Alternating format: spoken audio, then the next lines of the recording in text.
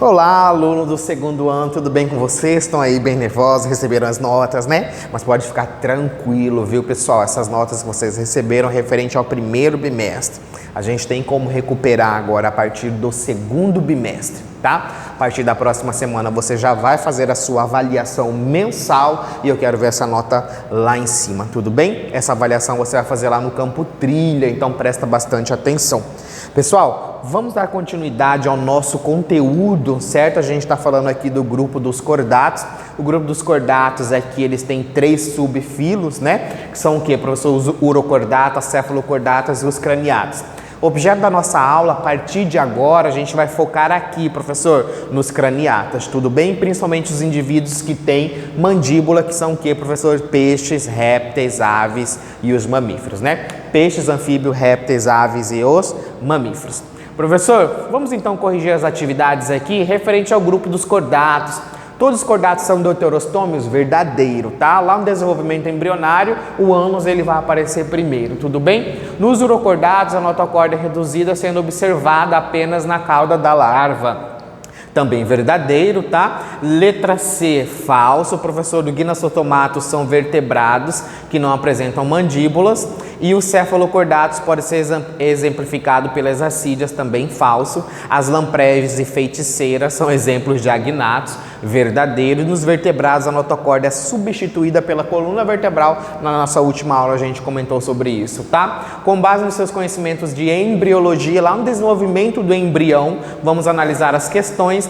Letra B, a estrutura que forma o eixo dorsal do corpo dos vertebrados, a qual é substituída pela coluna vertebral. Então a notocorda ela é substituída, tá? E letra E é responsável pelo suporte estrutural no embrião em desenvolvimento, podendo persistir, modificar ou desaparecer nos indivíduos adultos. Vamos para a próxima questão sobre os animais classificados como cordatos. É correto afirmar que o corpo dos urocordatos é revestido por um envoltório espécie denominado túnica, que se apresentam os sifões exalantes e inalantes, tá? Os cefalocordatos, conhecidos como os anfiocos, são animais marinhos que filtram partículas de alimento na água. E letra C, os vertebrados apresentam esqueleto interno bem desenvolvido de origem mesodérmica, verdadeiro também, tá? Segundo algumas características dos cordatos, divididos em 3 subfilos, os urocordatos possuem tubo nervoso dorsal e notocorda apenas em estágio larval. Vamos corrigir a palavra notocorda aí, tá? E a letra C, cordatos apresentam, durante o desenvolvimento embrionário, tubo nervoso dorsal e fendas branquiais. Ah, professor, vamos às atividades lá do seu livro Atividades, vamos completar. O filo cordato dividido em 3 subfilos, a gente já viu isso, urocordatos, cefalocordatos e os craniatos, que é o episódio da nossa aula de hoje, tá? Esses animais, professor, eles vão apresentar simetria bilateral e características dele, né? Notocorda, tubo neural oco e fendas faringianas, tudo bem? Primeiro representante deste grupo, ou seja, lá dos craniatos, que são os indivíduos que têm mandíbulas, tá? Eu vou apresentar para você os peixes. Eles são animais exclusivamente aquáticos, tá? Podem ser encontrados tanto em água doce quanto em água salgada e vão apresentar, professor, o que? Presença de nadadeiras e escamas. Vamos ver cada um desses. Pessoal, esses indivíduos, eles são ectotérmicos. O que quer dizer essa nova nomenclatura, professor? Quer dizer que a sua regulação corporal, né, sua temperatura corporal, ela vai ser influenciada por fatores externos. Professor, então esse indivíduo, se ele estiver aqui em Cuiabá, hoje a gente está a 43 graus, amanhã vai para 13 graus, que é o que acontece, né? Eles vão sofrer mais do que a gente, tá? Então a gente tem 2 classificações, ectotermia e endotermia. Endo é dentro, nós seres humanos somos seres endotérmicos, então nós conseguimos regular a nossa temperatura corporal. Esse indivíduo não, então ele vai sofrer muito, né, com a variação da temperatura externa, tudo bem? Então se você tiver um peixinho de aquário, não deixa ele aí no seu quarto na temperatura de 17 graus do seu ar-condicionado, tá? Porque essa temperatura vai influenciar no corpinho dele. Vamos para mais uma, tá? A sistemática dos peixes, professor, esses indivíduos são divididos em... os peixes são divididos em dois grupos, que eu vou chamar de condrictes e osteíctes. Professor, vamos falar uma linguagem mais coloquial aqui? Então vamos lá. Condrictes são os peixes cartilaginosos, tá? Você já deve ter visto falar essa nomenclatura. E os osteíticos são o que? São os chamados de peixes ósseos, tá? A quimera é um exemplo de um peixe cartilaginoso, como o tubarão e a raia, tá? E os peixes osteíticos, principalmente aqui o pirarucu, um peixe bastante famoso aqui na região amazônica. Vamos para mais uma, gente? Pessoal, quando eu bater o olho, por exemplo, em um animal, né, do grupo lá dos peixes, ou seja, quando eu bater um olho no peixe, a partir das características morfológicas e anatômicas, eu já consigo observar e classificar ele nesses grupos. Então aqui essa setinha, né, ela está indicando a presença de quê, professor? A principal característica aqui eu tenho as fendas faringianas. Então aqui eu tenho um representante osteícteo, né, um peixe ósseo e um peixe cartilaginoso. Quando você observa aqui, gente, as fendas faringianas de um peixe ósseo, ela é protegida, né? Ela é protegida pelo opérculo, tá? Então aqui você não consegue observar. Só quando você está lá na feira, você pega essa estrutura, levanta e você vai ver as fendas faringianas dele, que são protegidas. Então se tem opérculo, né, eu vou tratar com um peixe ósseo. Já aqui, ó, ela é exposta, ela faz conexão com o ambiente externo. Então as fendas faringianas, professor Niken aqui, ó, nos indivíduos do grupo dos vertebrados, tá? Nesse caso aqui, os cartilaginosos, elas vão ser expostas. Então, principal característica, fendas faringianas protegidas pelo opérculo e fendas faringianas expostas. Vamos para mais uma, gente? Quando você observa aqui, ó, em um peixe ósseo, né? A boca dele é voltada para a região frontal e desse indivíduo não, é aqui na parte da região ventral. Então, a boca dele é mais para baixo, tudo bem? Então, quando você vê o tubarão assim, ele sempre está com aquela estrutura, né? Mais avantajada para frente e a boca dele para baixo. É uma característica que você vai usar para classificar ele também. Tudo bem? Vamos às outras, professor, outras características que vão classificar esses indivíduos. Preste atenção aqui, ó. Aqui a figura letra A, nós temos essas características que você pode pausar o vídeo para ver cada uma delas, tá? Mas vamos classificar de acordo com as principais. Esse indivíduo aqui, tá? Ele tem esqueleto ósseo e os peixes cartilaginosos vão ter esqueleto cartilaginoso, boca, né, professor, na posição anterior e boca ventral. Esse indivíduo aqui, gente, ele não vai apresentar o que? Bexiga natatória, diferente de um peixe ósseo que ele tem a presença da bexiga natatória, que é uma estrutura que vai o quê? Que vai controlar a profundidade desse indivíduo lá no ambiente aquático, né, que vai fazer ele subir e ele descer, ou seja, a hidrostática dele nesse ambiente, tá? Já esse indivíduo aqui não, gente, essa regulação dele lá no ambiente aquático é o que, professor? É no fígado, então ele tem umas gorduras no fígado que faz com que ele controle também a sua dinâmica lá no ambiente aquático, tudo bem? Esses indivíduos aqui, gente, ele tem tubo digestório, que professor, completo, boca e ânus, e esse indivíduo aqui ele vai apresentar uma estrutura especial do grupo, que eu vou chamar de coácula, tá? Vamos para mais uma.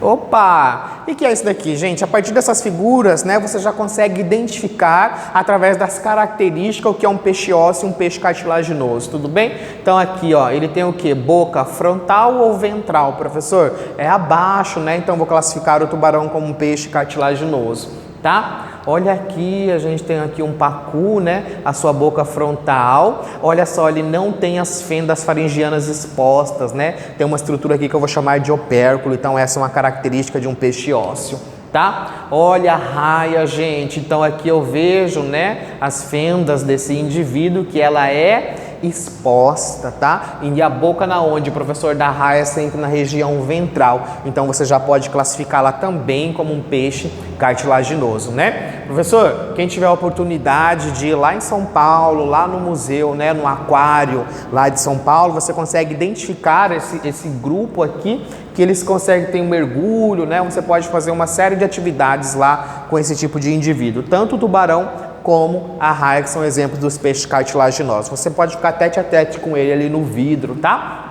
Aqui, professor, eu tenho aqui um pintado, né? Então aqui ele tem a presença do opérculo, a boca dele é frontal, então você pode classificá-lo também como um peixe ósseo, tá? E a nossa famosa peraputanga. Então aqui, ó, você sempre percebe que as fendas, né, que as brancas desses indivíduos, elas são protegidas, né? Pelo que, professor? Pelo opérculo. E olha a boquinha dele aqui pela frente, tá? Então também um peixe ósseo. Ah, professor, e o cavalo marinho? O cavalo marinho é o que, professor? É um peixe cartilaginoso ou ele é um peixe ósseo? Pessoal, o cavalo marinho ele é um peixe ósseo, tá? E a principal característica desse grupo aqui, uma curiosidade desse grupo, é que o macho ele tem uma bolsa, né, que ele vai fazer a gestação dos filhotes desse indivíduo, tá? Não é a fêmea que faz isso, tá? A gestação quem carrega é sempre o macho e é um exemplo de um peixe ósseo. Tá? Sempre fica essa dúvida nas nossas aulas.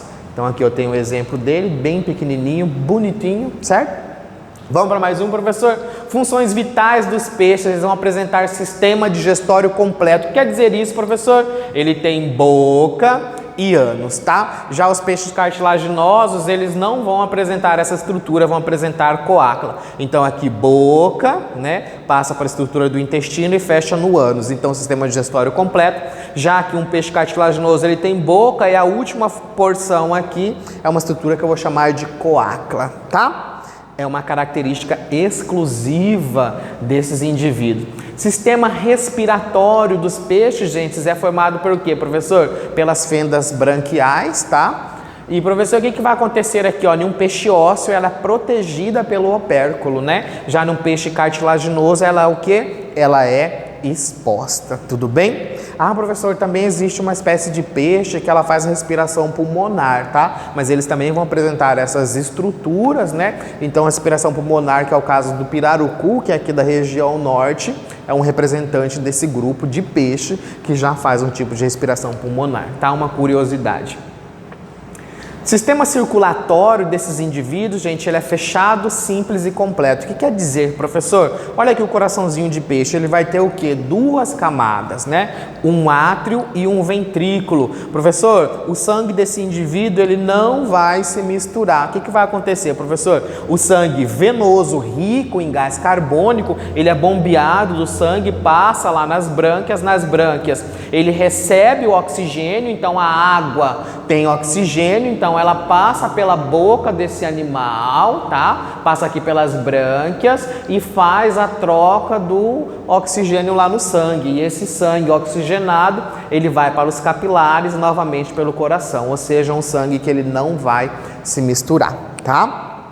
Vamos para mais uma característica, gente, que é a bexiga natatória. A bexiga natatória, ela vai controlar a subida e a descida desses animais na água, tá? Bexiga natatória é uma característica exclusiva de peixes do grupo do Osteíctio, tudo bem? Já os peixes cartilaginosos não vão apresentar a bexiga natatória. O fígado desses animais é rico em óleos, que tem a densidade que ele vai controlar lá a subida e a descida no ambiente aquático, tudo bem? Então aqui eu tenho uma fotografia, né, da bexiga natatória presente somente nos peixes ósseos, tá? Então sempre que você for limpar o peixinho lá, você vai ver uma bolha, né, de ar assim dentro dele, é a bexiga natatória, tá? Vamos aqui, professor, sistema nervoso desses indivíduos, professor, ele é o quê? Ele é formado por um pequeno encéfalo, então ele já vai ter aqui a sua caixa craniana e, pessoal, uma característica exclusiva dos peixes é a presença da linha lateral. O que quer dizer isso, professor? É uma estrutura que fica aqui no corpo do peixe, certo? Tem tanto no peixe cartilaginoso quanto no peixe ósseo, que ela faz a percepção mecânica. Então, quando nós jogamos uma pedrinha na água, de imediato ela provoca ali os movimentos mecânicos na água e esse peixe, ele corre. Por quê, professor? Graças a essa estrutura sensorial que é o que? A linha lateral, tá? Então, em alguns peixes elas são bem mais avantajadas, né? Dá para você ver melhor, tá? Opa, o que passou aqui?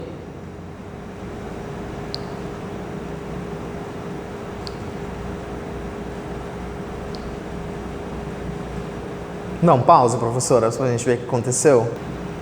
Voltamos aqui, teve um probleminha técnico, a gente já conseguiu resolver, tá? Vamos ver o que tem nessa surpresa.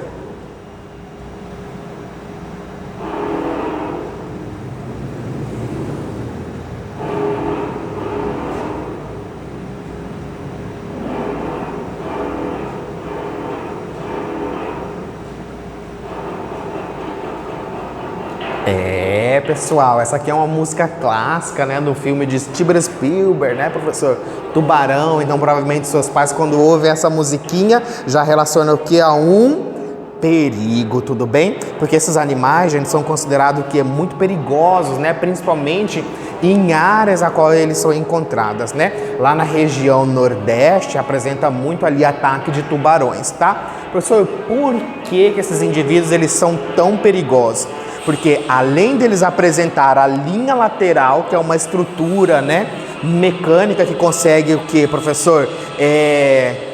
Sensorial ali no ambiente aquático, eles vão apresentar uma outra estrutura exclusiva desse grupo, que é o que, professor? Ampolas de Lorenzini. Professor, o que são as ampolas de Lorenzini? Gente, as ampolas de Lorenzini são eletroreceptores, ou seja, se você estiver lá no ambiente aquático, ou seja, no mar, que tem esse indivíduo, ele consegue captar até os batimentos do seu coração, que é o que um eletrocardiograma ele faz, tá? Então, ele faz as batidas do seu coração, eletrocardiograma. Então, professor, se ele é um mecanismo eletroreceptor, as ampolas de Lorenzini presentes no tubarão, ele consegue captar à distância o indivíduo que está ali no ambiente, tudo bem? Então por isso que eles são considerados assim, pavor dos mares, tá? Vamos para mais uma reprodução dos peixes, gente. Eles são, a maioria, eles são dioicos, né? A maioria vivípara com fecundação externa, tá? Exceto os tubarões, tudo bem? Nos peixes, vamos aqui só mais uma característica, nos peixes ossos, o desenvolvimento ele é indireto, do ovo saem as larvas, tá? Já nos peixes cartilaginosos, o desenvolvimento ele é direto, então o tubarãozinho ali, ele já nasce com a mesma formação dele quando ele vai ser adulto, então não tem a fase larval, tudo bem? Pessoal, finalizando nossa aula, avaliação mensal, próxima semana eu vou cobrar de vocês Zoologia 2, os grupos de que, professor? 2 invertebrados. Um beijo do gordo e até a próxima aula.